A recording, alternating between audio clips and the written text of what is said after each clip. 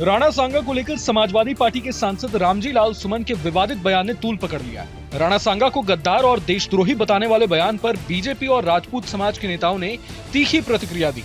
अब इस विवाद में कवि कुमार विश्वास की भी एंट्री हो गई है। उन्होंने कहा कि जुगनू की कुछ औलादों ने सूरज पर प्रश्न उठाए। कुमार विश्वास ने सोशल मीडिया पर शब्दों के बाण चलाते हुए कविता ही लिख डाली। असल में सपा सांसद रामजी लाल सुमन ने हाल ही में राज्यसभा में बाबर के मुद्दे का जिक्र करते हुए कहा था कि बाबर ने राणा सांगा के निमंत्रण पर ही आक्रमण किया था। उन्होंने कहा कि इब्राहिम लोदी को हराने के लिए राणा ने ही बाबर को बुलावा भेजा था।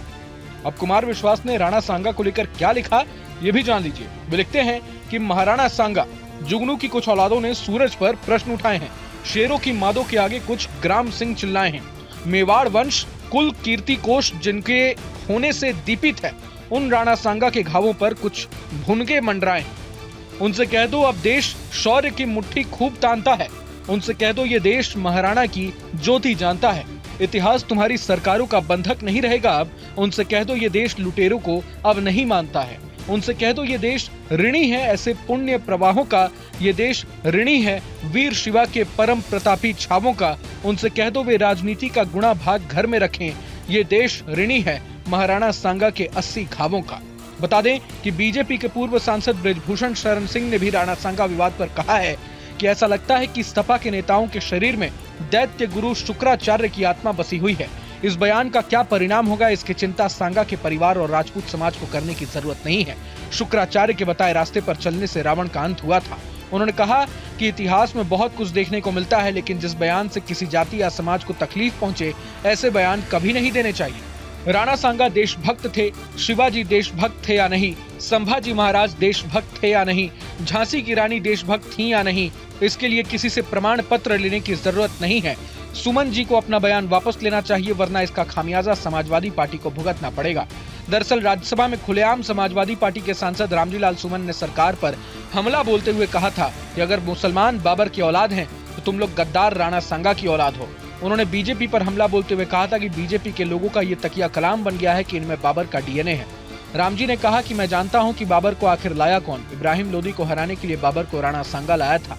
सपा सांसद ने कहा कि यह हिंदुस्तान में तय हो जाना चाहिए कि बाबर की आलोचना करते हो लेकिन राणा सांगा की आलोचना नहीं करते। सुनिए। हर बात में एक तो बीजेपी के लोगों का तकिया कलाम हो गया है सभापति महोदय कि मुसलमान इनमें बाबर का डीएनए है। उप सभापति महोदय मैं जानना चाहूंगा कि बाबर का डीएनए मुसलमान में है। हिंदुस्तान का मुसलमान तो बाबर को अपना आदर्श मानता नहीं है, वो तो मोहम्मद साहब को अपना आदर्श मानता है, सूफी संतों की परंपरा को अपना आदर्श मानता है। लेकिन सभापति महोदय मैं जानना चाहूंगा कि बाबर को लाया कौन? बाबर को इब्राहिम लोदी को हराने के लिए राणा सांगा लाया था। तो मुसलमान तो बाबर की औलाद हैं और तुम गद्दार राणा सांगा की औलाद हो, ये हिंदुस्तान में तय हो जाना चाहिए। अगर बाबर की तो आलोचना करते हैं, राणा सांगा की आलोचना नहीं करते। सभापति महोदय ये बहुत सभापति महोदय ये देश की एकता का अनुभवी आदमी है, बातचीत में संसदीय मर्यादाओं का ध्यान रखें। संसदीय मर्यादाओं का ध्यान रखें। Time is over. जो भी चीजें संसदीय मर्यादा के अनुकूल नहीं है, आजादी की लड़ाई में गुलामी की सभापति महोदय please your time is over, you please sit.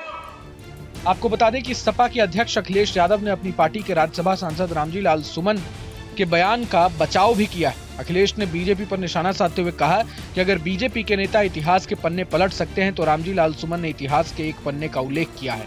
हमने 200 साल पहले का इतिहास नहीं लिखा। उन्होंने बीजेपी से अपील की कि वो इतिहास को सिलेक्टिव तरीके से न खंगाले। अब जिस तरह से देश में औरंगजेब को लेकर विवाद हुआ, उसी तरह का विवाद राणा सांगा को लेकर शुरू हो गया है। ये मसला कब थमता है ये तो वक्त ही बताएगा, लेकिन पूरे मसले को लेकर आप क्या कुछ सोचते हैं मैं कमेंट बॉक्स में जरूर बताएं। अगर आपको ये वीडियो पसंद आए तो लाइक करें और चैनल को सब्सक्राइब करें। वहीं तमाम बड़ी खबरों के लिए देखते रहें न्यूज नेशन। न्यूज नेशन अब व्हाट्सएप पर खबरों की ताजा अपडेट के लिए न्यूज नेशन के इस QR कोड को स्कैन करें।